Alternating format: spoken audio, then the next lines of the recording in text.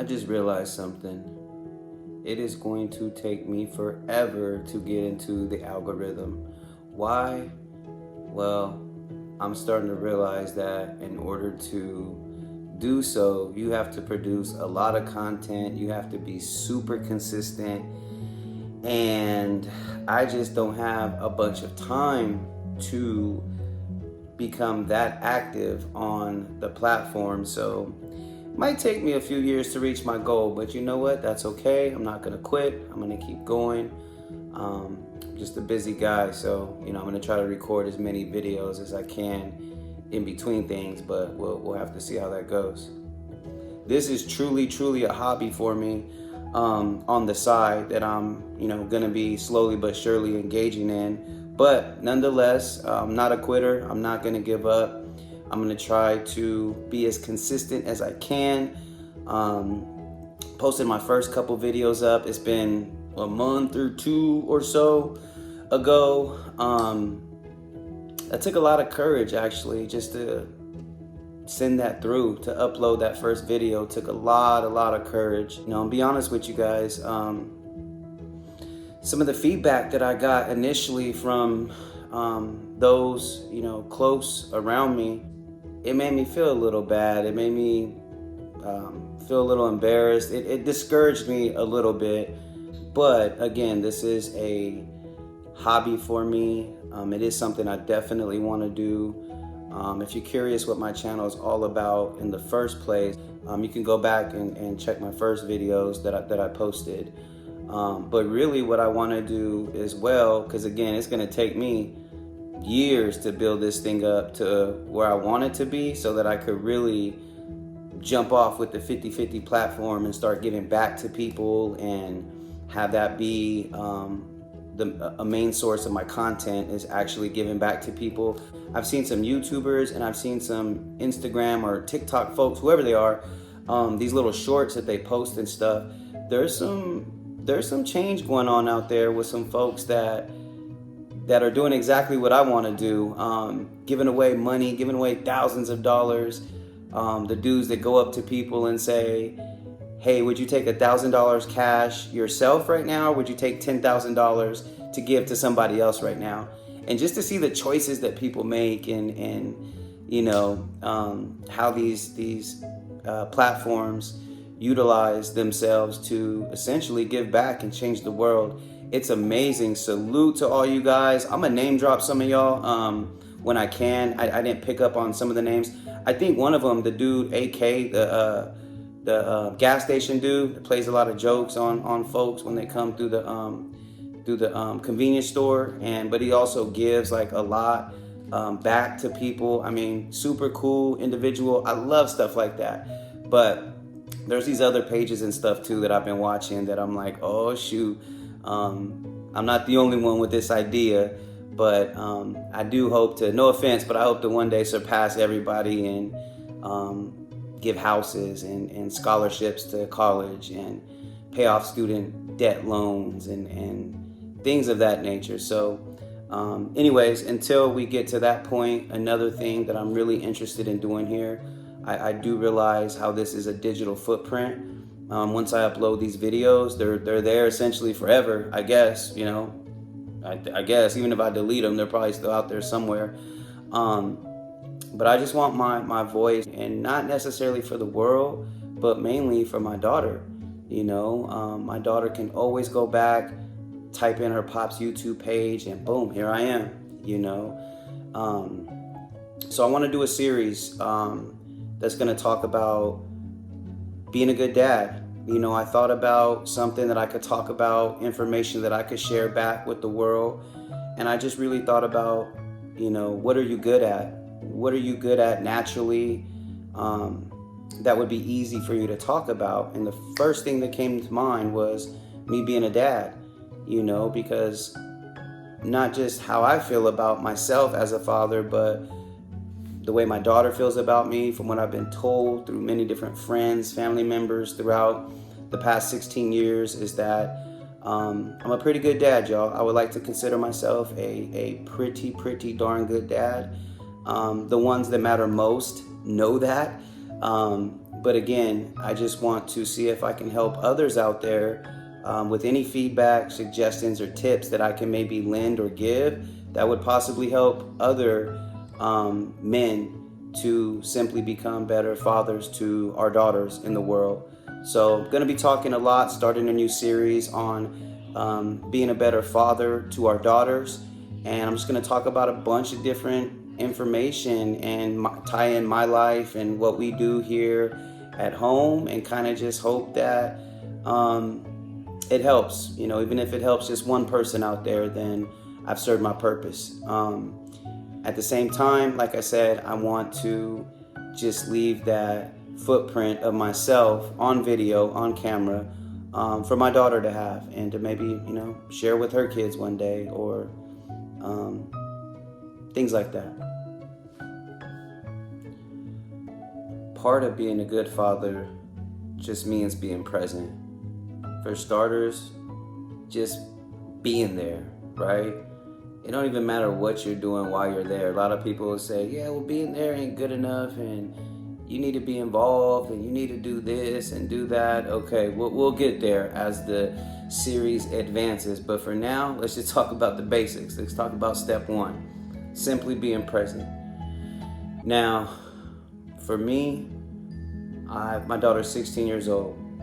I've been in her life since day one, all the way up until day now, okay? And every day in between. I've raised her. She's been with me the entire time.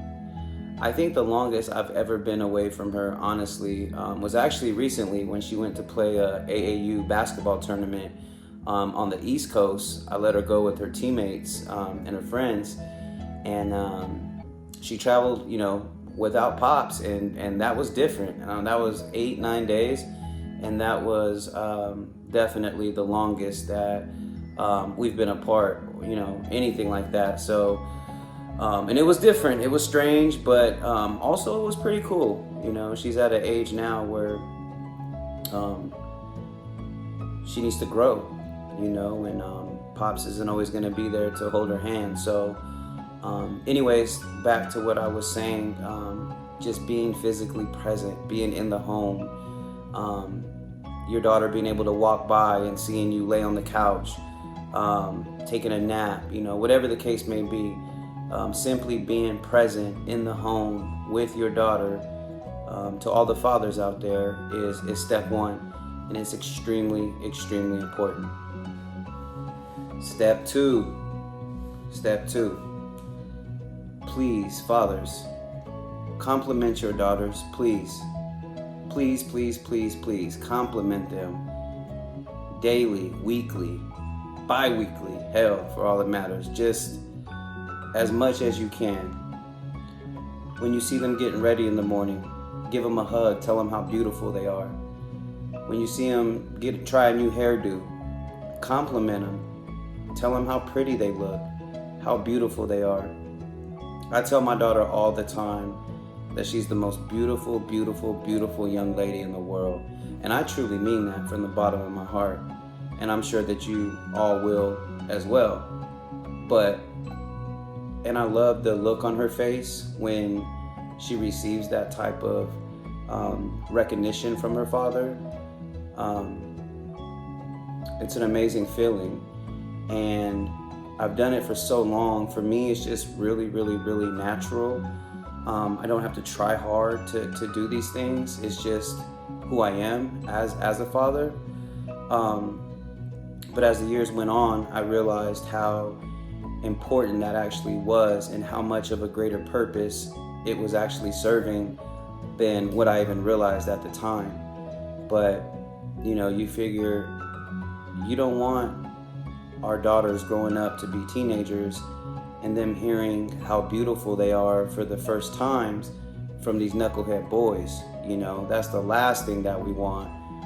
We want to treat our daughters like queens. We want them to feel like queens and princesses from us, coming from us first, as an infant, as a toddler, as a young lady, as a teenager, and then as a young woman. We want all those compliments to start with us first, because If they hear it from us first their whole life, and they're programmed and they understand I am beautiful and I do have self-worth, and I am special, then the more that we explain that to them and share that with them in their upbringing, the more that it'll sink in their hearts, and that they'll grow up feeling that way about themselves, with that self-confidence and that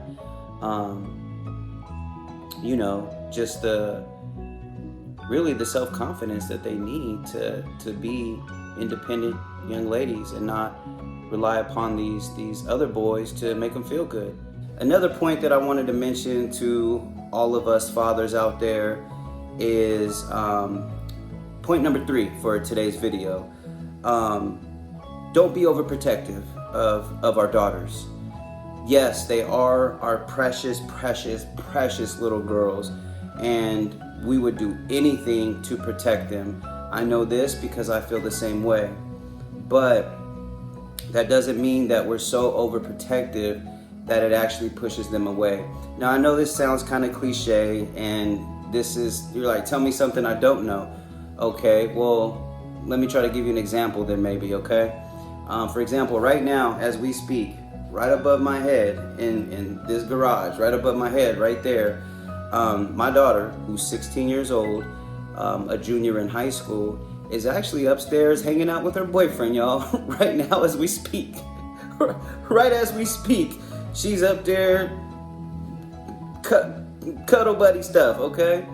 And why? Anyone that knows me, y'all, will tell you, I don't even know if I could say on here what I would do for this little girl in terms of protecting her and her youth, to the best of my ability.